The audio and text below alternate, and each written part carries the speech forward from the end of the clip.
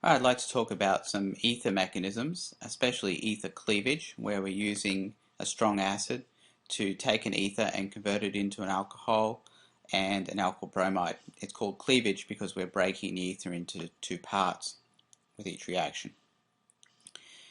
Okay, the first step in ether cleavage is the HBr breaking up into H plus and Br minus because it's a strong acid. And then we can have the O from the ether attacking the H plus and producing this cation here.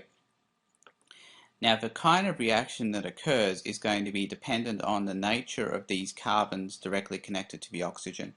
Since these are primary carbons, that is, they've got one C connected to the C with the O, then what's going to happen is we're going to get an SN2 reaction.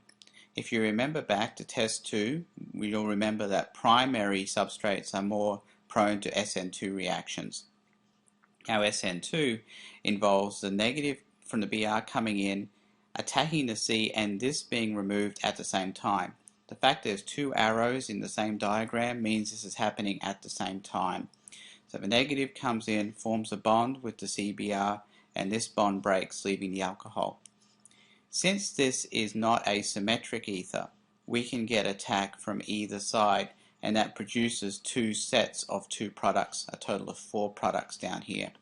So if we have the negative from the Br attack from the other side, which is also primary, we are going to end up getting the same reaction occurring and the production of these two products here, with the C-Br bond being formed here and this bond breaking to give the alcohol over here.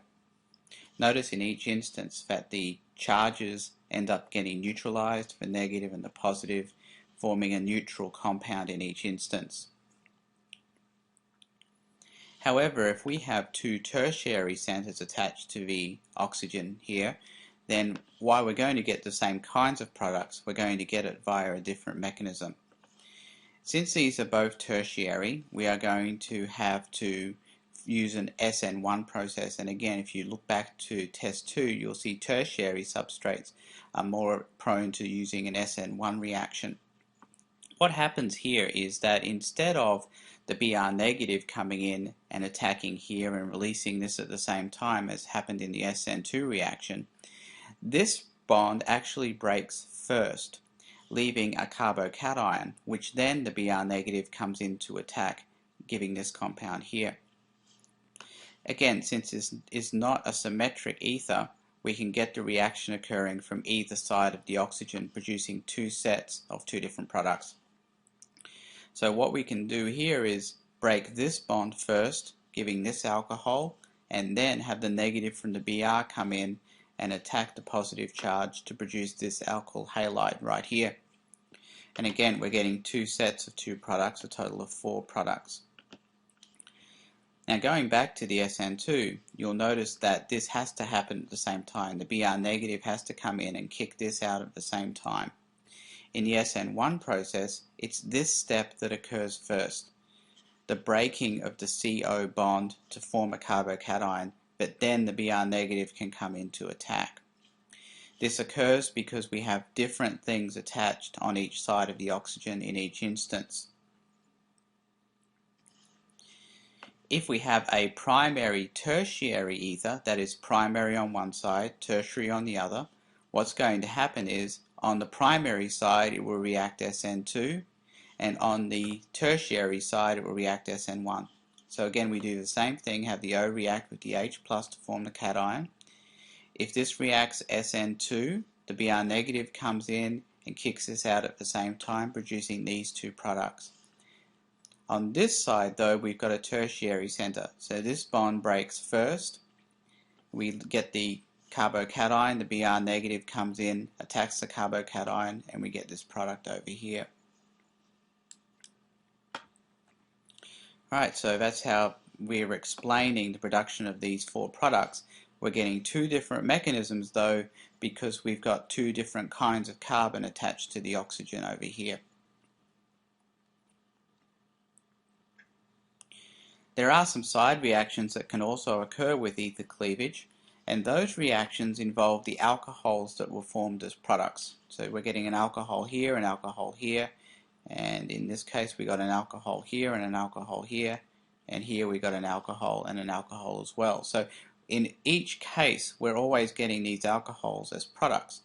These alcohols then can in turn undergo elimination reactions that are catalyzed by the acid in the solution. Now remember, the HBr split up into H plus and Br minus. So any alcohol we form is also subject to a side reaction. Now there are two kinds of mechanisms by which these alcohols can eliminate to form alkenes. The first mechanism is called E2, and in that instance what happens is that the H plus attacks the OH and we get this cation here on the O.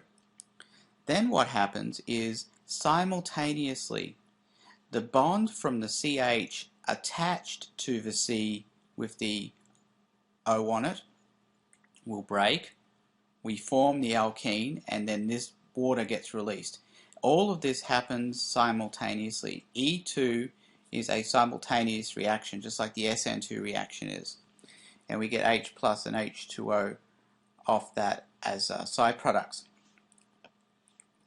The other possibility, and this is we're talking about tertiary alcohols here, is that this bond can break, leaving the carbocation, and this carbocation then, the CH attached to the C plus, can break, forming an alkene and H plus. The net release though is H plus H2O and the alkene. If we have a primary alcohol, however, and this is a primary alcohol up here, the only method by which it can eliminate is via the E2 process. This is because if we tried to do an E1 process, breaking this bond would lead to a primary C plus, and primary C pluses are incredibly unstable. I'm going to show you an example of that.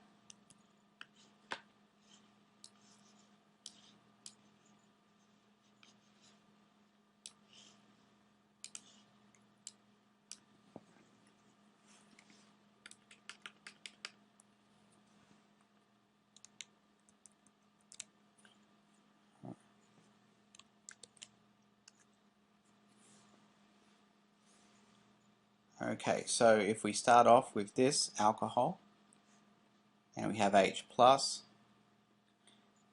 and let's say we were to attempt, this would be an E1 process, what we'd be doing is breaking that bond first, which would lead to this cation and H2O. But this cation here is incredibly unstable. That's a primary C plus, and that's very bad. So in order to avoid that, what it will do is it will react via an E2 process.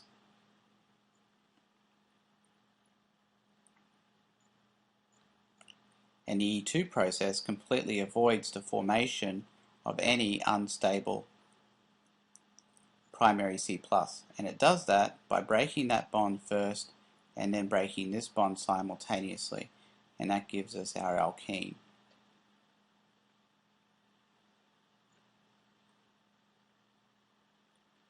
So if you've got a primary alcohol, the only way that it can eliminate is via E2,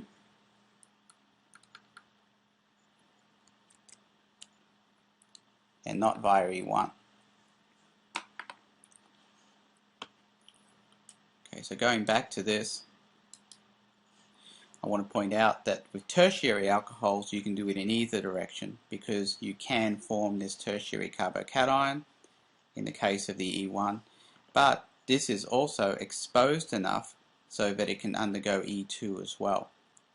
So I guess if you wanted to, in each instance you could just use E2, knowing that you can use E2 in either case.